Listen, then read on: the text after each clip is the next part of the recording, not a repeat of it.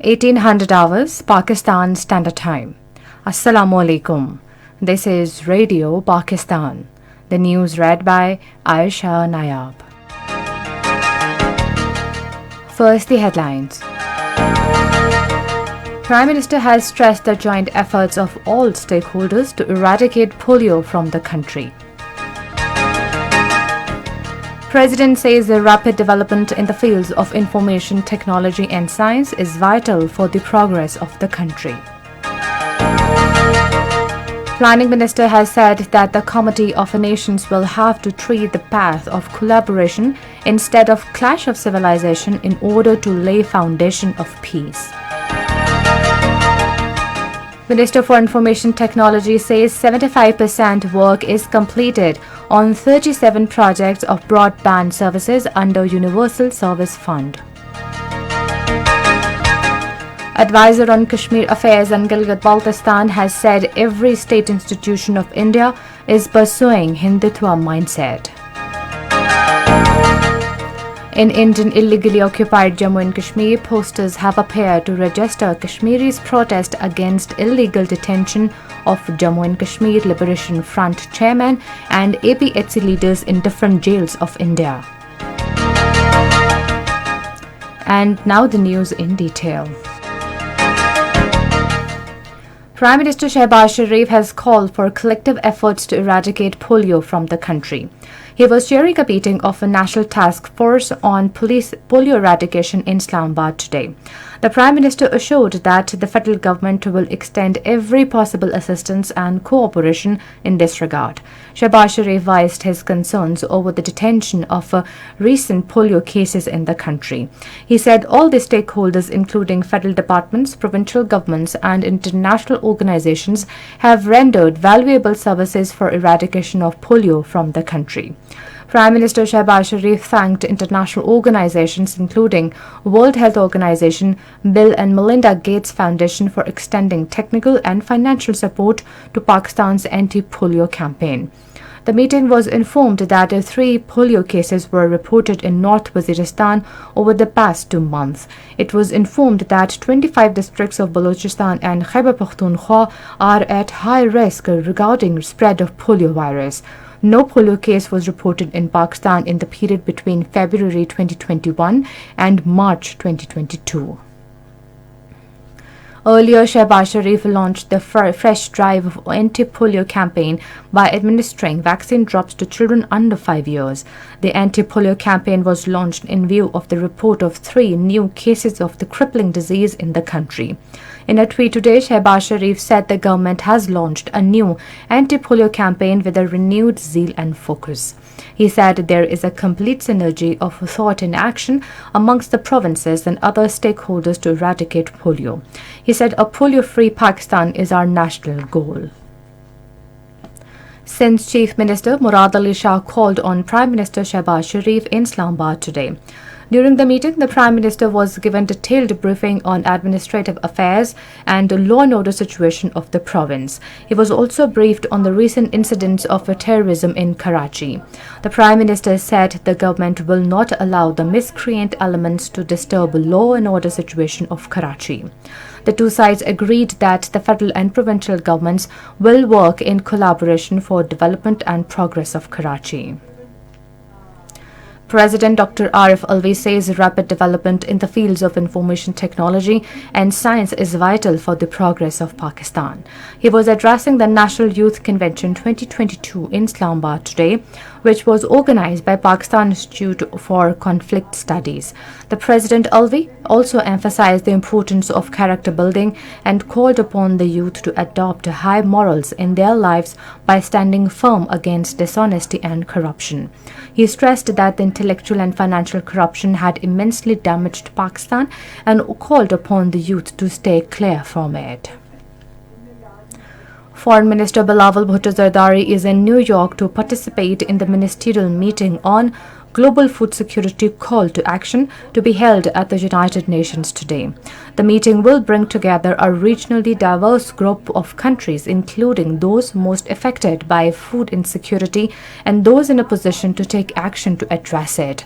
The foreign minister will also participate in the open debate of the UN Security Council on maintenance of international peace and security, conflict and food security tomorrow. He will also meet U.S. Secretary of State Anthony Bulletin. Minister for Information Technology Aminul Haq has said 75% work is completed on 37 projects for the provision of broadband services under the Universal Service Fund, costing at a cost of 31 billion rupees.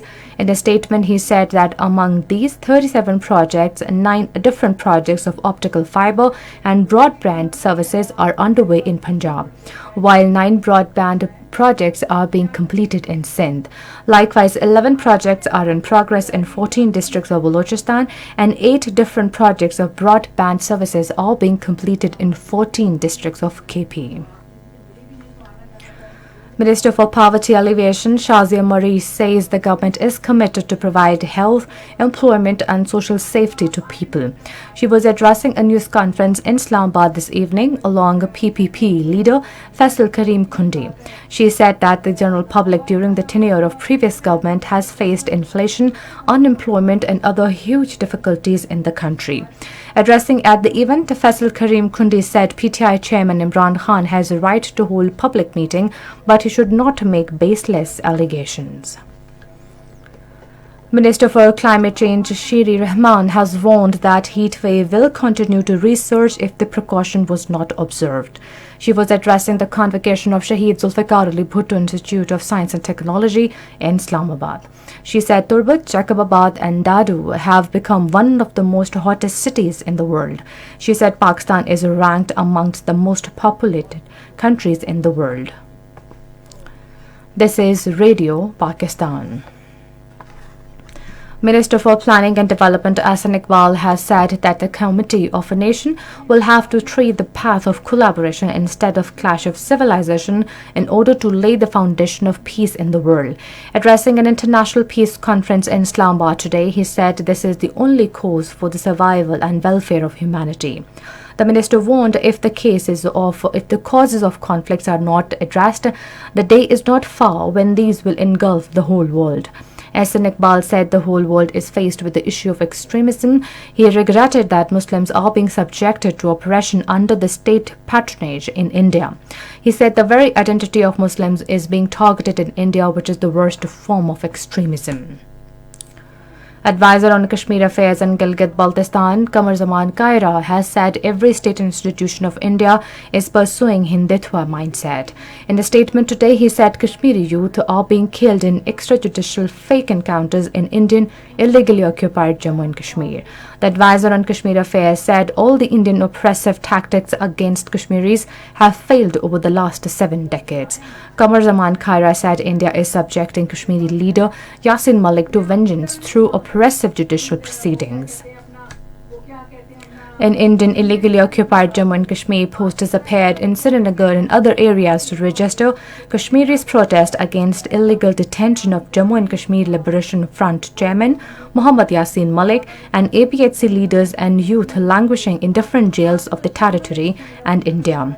Similar posters also appeared on social media urging the United Nations to shun its criminal silence on Indian atrocities in Indian illegally occupied Jammu and Kashmir and take steps for resolution of Kashmir dispute in accordance with the Kashmiris' aspirations.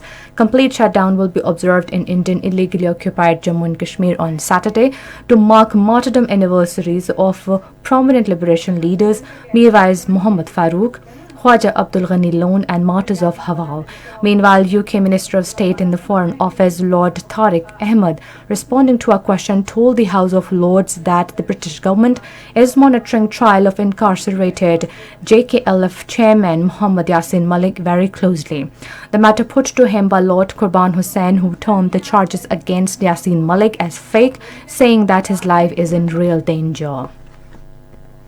Russia says nearly 700 more Ukrainian fighters have surrendered at the Mariupol steel work. In a statement, Russia's Ministry of Defense said surrender of more fighters meant nearly 1,000 people had now laid down their arms at the vast Azovstal steel works, last bastion of Ukrainian defenders in the city. In Nigeria, 9 people have been killed after a gas cylinder explosion led to the collapse of a building in Kano State. And finally, the weather. Mainly very hot weather is expected in most plain areas of the country during the next 12 hours. However, light rain thunderstorm with gusty winds may occur at isolated places in Gilgit-Baltistan, Upper Khyber Pakhtunkhwa, Kashmir and its adjoining hilly areas.